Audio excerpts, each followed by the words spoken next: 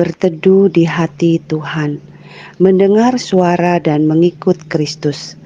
Mari saudaraku, pada hari ini kita akan membaca firman Tuhan dari Yohanes 10 ayat 22 sampai 39. Dan fokus perenungan kita terambil dari ayat yang ke-27 sampai 28. Domba-dombaku mendengarkan suaraku dan aku mengenal mereka dan mereka mengikut aku. Dan aku memberikan hidup yang kekal kepada mereka dan mereka pasti tidak akan binasa sampai selama-lamanya dan seorang pun tidak akan merebut mereka dari tanganku. Mendengar suara dan mengikut Kristus adalah satu ciri yang harus kita miliki sebagai domba-domba Kristus. Maka saudaraku, kita tidak akan pernah dapat disebut dombanya jikalau kita tidak mendengar suaranya dan kita tidak mengikuti Kristus. Tidak mungkin seekor domba itu dapat dikatakan domba dari seorang gembala jikalau domba itu tidak mengenal gembalanya. Mari saudaraku yang terkasih, kita merenungkan seperti apakah diri kita sebagai seorang yang kita katakan orang percaya, seorang yang mengikut Tuhan. Apakah sungguh-sungguh kita mendengar suara Tuhan Yesus dan kita mengikuti Dia? Saudaraku, mendengar suara bukan sekedar kita mendengar, tetapi ada satu kedalaman di dalamnya. Ada mendengar suara di dalam suatu hubungan yang begitu dekat dengan orang yang kita dengar suaranya. Bukan hanya mendengar dengan telinga kita, tetapi mendengar dengan hati kita dan kita mentaatinya. Saya teringat ketika saya memiliki anak, ketika baru melahirkan, saya sendiri baru sadar bahwa ternyata ada hubungan yang begitu dekat antara seorang ibu dengan bayinya. Ketika anak saya dijemur bersama dengan sebanyak bayi yang lain, anak-anak yang lain. Tapi suatu saat ketika saya berjalan mau menuju tempat penjemuran bayi-bayi di rumah sakit, saya mendengar ada satu suara. Dan saya bisa tahu itu adalah suara anak saya. Bayangkan saudaraku, dari sekian banyak suara anak-anak yang sedang menangis, bayi-bayi yang sedang menangis, saya bisa tahu ini suara bayi saya. Saya pun baru merasakan kedahsyatan hubungan itu. Dan saya berusaha dengan hati saya, dengan feeling saya mencari di mana suara itu. Dan benar ketika saya menemukan yang menangis itu adalah benar-benar anak saya. Saudaraku yang terkasih, demikian juga ketika saya dengan papa saya. Ketika papa saya menasehati saya langsung melakukan apa yang dinasehatinya dengan sikap yang sangat hormat kepada papa saya. Kenapa saya bisa melakukan hal itu? Karena saya ada hubungan yang sangat dekat dengan papa saya. Kenapa saya bisa mendengar suara anak saya? Karena saya punya hubungan yang dekat dengan anak saya. Saudaraku yang terkasih, demikian kita dengan Tuhan. Jikalau kita memang adalah domba-domba Tuhan, dan Tuhan adalah gembala kita, dan kita memiliki relasi yang dekat dengannya, kita mengenal gembala kita, maka kita pasti akan sangat peka untuk mendengarkan suaranya. Dan bukan hanya sekedar mendengar suara lalu melupakan, tapi seorang yang dibangun dengan relasi yang dekat, dia akan peka dengan suara gembalanya dan dia akan mengikuti apa yang menjadi keinginan gembalanya. Maka saudaraku yang terkasih, kita mau hari ini mengintrospeksi diri kita. Sungguhkah kita sudah menjadi domba Kristus? Apakah kita mendengarkan suara Kristus dan kita mengikuti apa yang diinginkannya?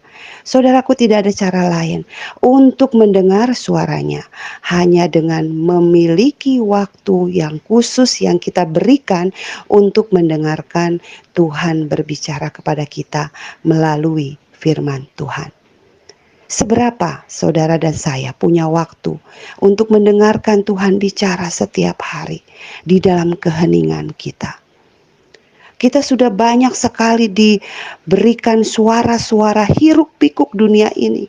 Dari bangun pagi kita sudah dipenuhi dengan WhatsApp, kita sudah dipenuhi dengan berita-berita dari dunia ini.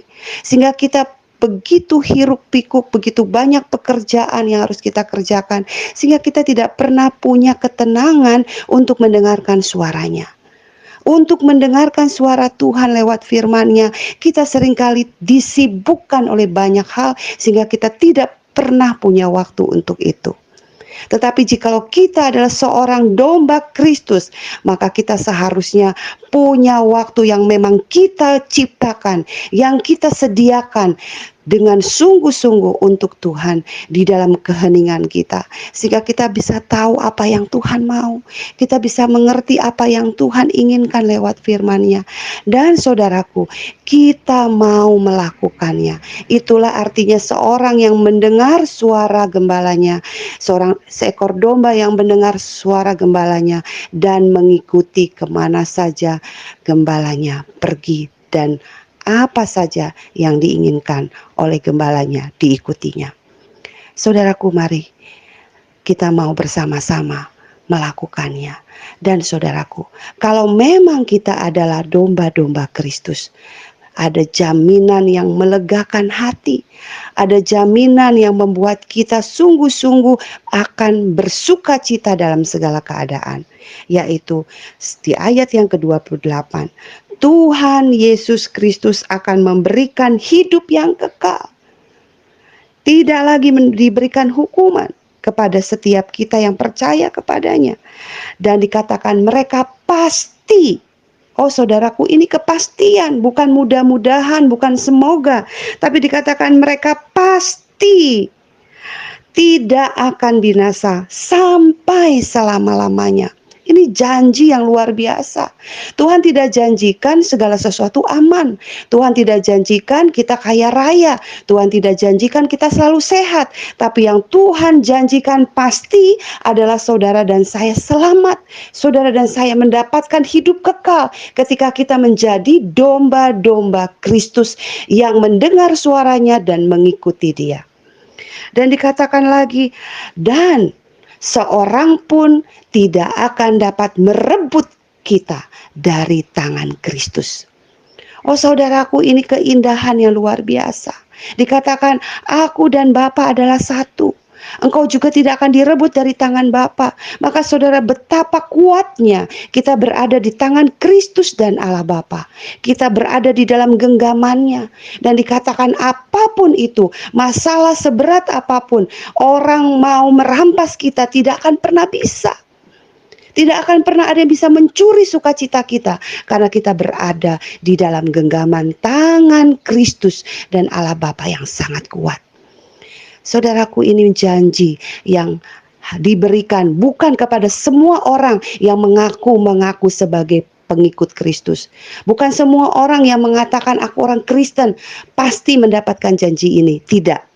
Hanya domba-domba Kristus yang sejati yang akan menerima janji ini, yaitu domba-domba yang punya waktu mendengarkan suara Tuhan, yang punya kepekaan selalu mendengarkan firman Tuhan dan mengikut Kristus dan melakukan apa yang difirmankan.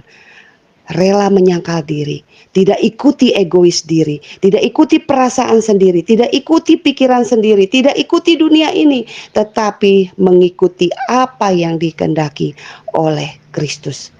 Mari saudaraku, kita melakukannya hari ini dan seterusnya kita mau menjadi domba-domba Kristus yang sejati. Tuhan Yesus memberkati saudara sekalian. Amin.